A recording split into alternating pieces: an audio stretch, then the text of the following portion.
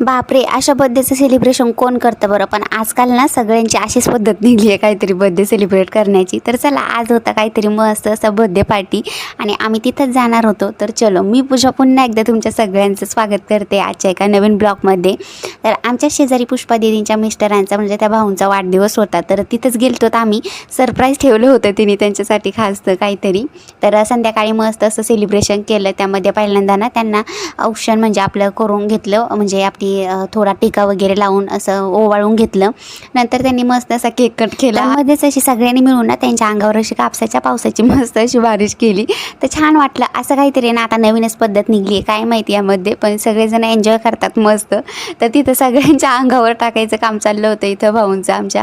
तर चलो, आता असं बर्थडे सेलिब्रेशन केलं. त्यांना भरपूर असं पूर्ण, आता बघा आता चेहरा पण दिसत नाही इतकं संपूर्ण असं भिजून टाकलं होतं डायरेक्ट संपूर्ण यांनी. तर केक वगैरे कट केला मस्त असा, एकमेकांनी भरवला पण. त्याचबरोबर आमच्या आरू मॅडमनी पण मस्त असा बघा फ्रॉक घातलेला होता छान असा, आणि तिची पण मध्ये मध्ये लुडबुड चालली होती इकडं तिकडं. आणि हे काहीतरी नवीन बघून ना ती कुठंतरी घाबरली पण होती थोडी तरी. आणि त्याचबरोबर लेकरांची घाई आहे ना सगळ्यात जास्त केक खाण्यासाठी चालली होती. त्यांना दुसरं काहीच नव्हतं बर्थडेचं घेणं देणं, फक्त केक खायचा होता. इथं फौजींना पण केक वगैरे भरवला. नंतर सगळ्यांनी मिळून बड्डे बॉयला केक भरायचं काम चाललेलं होतं.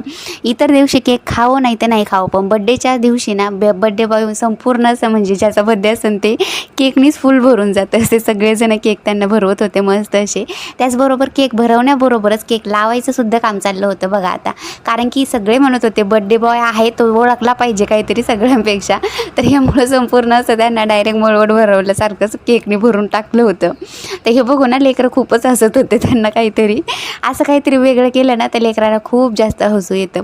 तर इथं आरू मॅडम पण मस्त अशा एन्जॉय करत होत्या पार्टी. लास्टला फौजीनी पण मस्त असा केक भरवला, त्यांना गिफ्ट वगैरे दिले आम्ही.